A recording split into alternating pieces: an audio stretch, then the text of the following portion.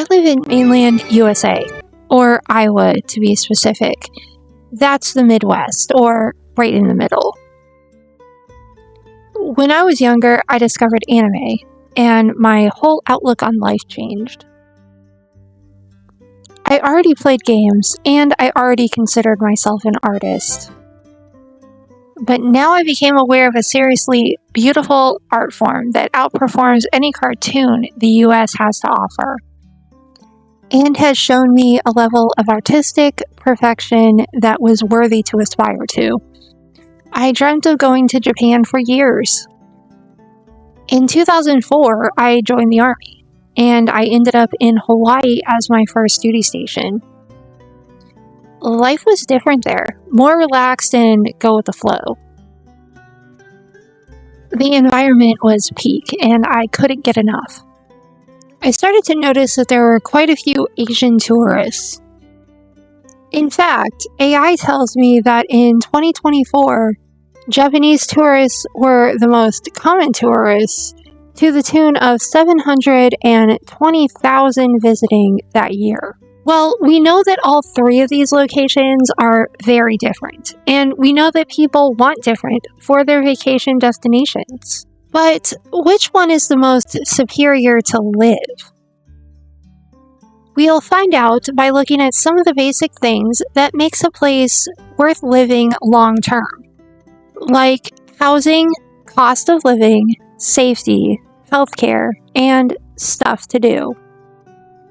We'll rate each category with my patent-pending Ramen Bowl rating system, where 3 bowls is choice, 2 bowls is meh, and 1 bowl is basically garbage. So stick with me, this is going to be fun.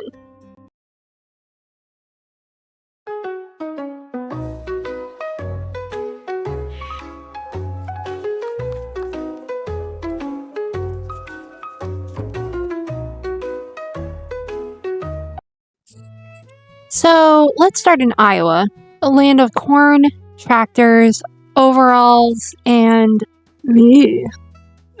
Let's just forget that last part. We're going to judge our locations based on a suburb of the capital cities, because it's just easier that way. So the capital of Iowa is Des Moines. Don't pronounce it the way it looks. Des Moines. Trust me, it's Des Moines. I looked up a medium-income suburb just to maintain some kind of fairness in this totally ambiguous study, so there you go. So, turns out the most medium-ist location that I found on the dynamic map I was using on Best Neighborhood was Urbandale, with a nice mix of low and high income, settling on a nice rounded off $112,000 for a yearly income. Let's see how much of that housing will take. If we buy, we're looking at an average price of about $350,000 for a house in Urbandale. If we pay the standard 20% down, which comes to $70,000, our monthly mortgage payments will be approximately $2,400 a month. Rent on average in this area, however, is about $900 per month. So with a monthly budget of $9,000, I'm going to go ahead and rent.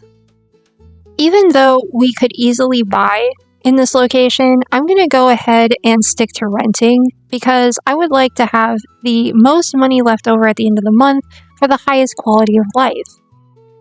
There is a big gap between the buying price and renting price here, so that's why I'm going with renting in this case. After looking at everything, I'm giving 3 bowls of ramen. Now we have $8,100 left, and we need to pay our bills for the month. So let's look at the cost of living category.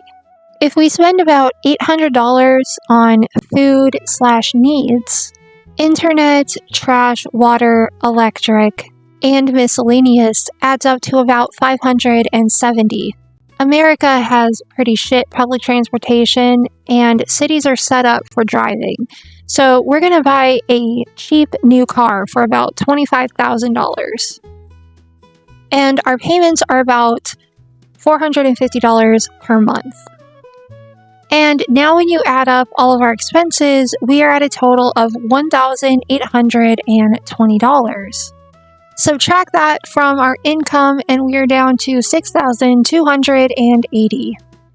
Compared to the area's median income, the cost of living here is very low. So this earns this category 3 bowls of ramen. Now we look at safety. It's safer than most US cities, but you still wouldn't want to leave your car door unlocked. So I give this category a meh. On to healthcare. This too is pretty shit in the US, but we have a pretty high income. So for one person, it will run about $200 a month for health insurance. If we go to the doctor, it will most likely cost more. And medications, vision, dental are mostly separate, so they really add up. 1 bowl. Now, what does an Iowan do for fun? I'd say Des Moines is pretty good in the stuff to do department. 3 bowls. That, and here in Iowa, you have enough money left over at the end of the month to enjoy yourself. All in all, Iowa gets a hearty 2.4 bowls of ramen. From here, we're heading over to Hawaii. Land of surf, sand, and spam? Ah yes, the place where spam is as common as hearing mahalo. To maintain some semblance of continuity, let's look at the most average-ish place around Honolulu. That would be the neighborhood of Kaneohe, with a medium income of about $120,000. That's like $10,000 a month if you're counting. The median housing cost is $660,000, and with 20% down, that's $132,000. Yeah, we'll just pretend we saved that. Your mortgage payments would come to about $3,600 a month. With the average rent running about $2,200, because the prices are so similar, I'm gonna buy this time. That brings our money down to about $6,400 and officially gives the housing category 1 bowl for a garbage rating. It's pretty, but ooh-wee, do they know what to charge for it. Yeah, I'm wearing different clothes, and it's because when I went to edit, I realized I'm a dummy, and I forgot to film this clip. So, anywho, cost of living comes next for food and needs. It's a bit higher at $1,000. Now, add in all the other stuff, and it's only a grand total of $1,320? That honestly surprised me. Now we have $5,080 left in our monthly budget, so let's go car shopping. Whoa, cars are much higher here. Public transport looks good at only $50 a month, but I think I want to buy a car, and the average cost of a car is about $700 per month. And that brings us to a total of $2,020 for the month. We don't have much left over, but we are in paradise, and that has to count for something, right? 2 bowls. Next, we'll take a look at safety. It is still pretty safe, falling just a bit behind Urbandale. For safety, I'll give it a solid meh. Now, healthcare. Hawaii has a mandatory employer healthcare for everyone, even if they work only 20 hours per week. Because of this, Hawaii is probably the most affordable healthcare in all of the land. Well, in the US, that is. So, 3 bowls for you. Did I just flip you off? Sorry. Didn't mean to do that. When you consider stuff to do, Kaneohe has stuff to do. From the mall, downtown life, beaches, nature. There's so much natural beauty that you could easily entertain yourself for next to nothing. I'd give this an easy 3 bowls of ramen. This gives Kaneohe a whopping 2.2 bowls overall, surprisingly landing it in second place below Iowa. Now we move across the water and outside the US to see what Japan has to offer. Now, to mitigate confusion, I shall keep all costs in USD by converting the yen.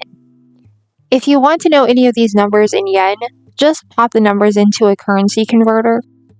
But you can do that part on your own, you overachiever you. For this video, I'm going to work out of Narima Ward, which is one of Tokyo's 23 wards. I hope I'm saying that right. Narima? Yeah, I don't know. The median income in Narima Ward is 4 million yen. That comes out to $25,600 USD. Yes, that's right. People in Tokyo can get by off a salary as low as $25,600 per year. That's crazy. I can't wait to see what everything else costs. Now, as for housing, we are renting in Narima. Houses in Japan depreciate over time. So many, especially those in populated locales, opt to rent. Average rent, at least here in this area, is about $450. Now, these are micro apartments most likely, so the standard of living is going to be slightly different. I could live in a micro apartment, I don't know about you. All I can think of is coming here with a remote salary would be like a dream. Can you imagine? If you were making Hawaii money and you lived here? The price compared to your median monthly salary is 23.43% of your money. That's how much it would take to rent. That earns this category a solid meh. Cost of living comes next. After figuring in food and needs, internet and utilities, we get $690.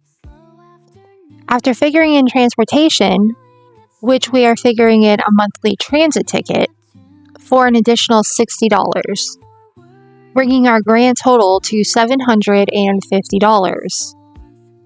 That leaves us with about $900 left for the month.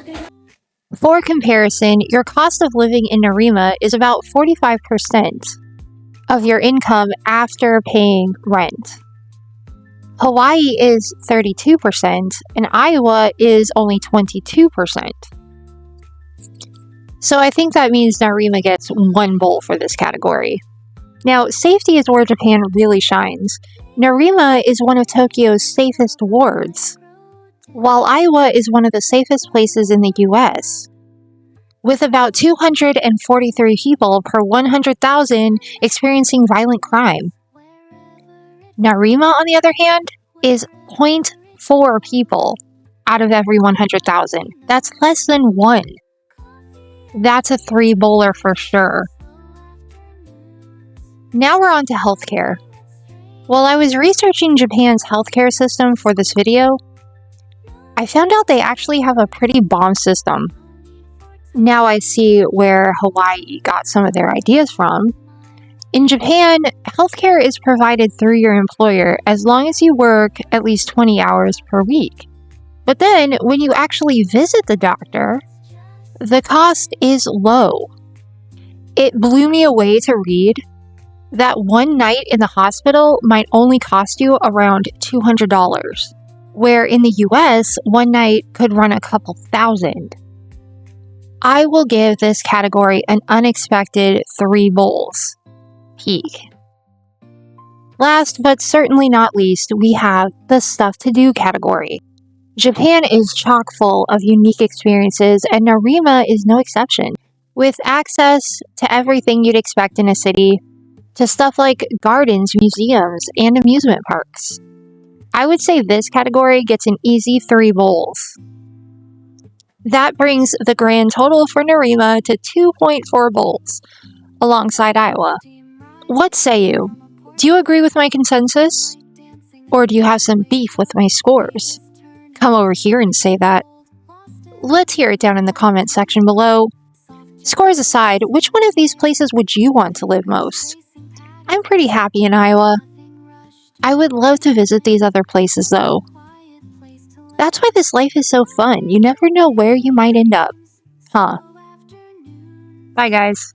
But hey, that's just a theory. This isn't that channel? I really need to get an outro. Subscribe and smack that ding-a-ling if you want more.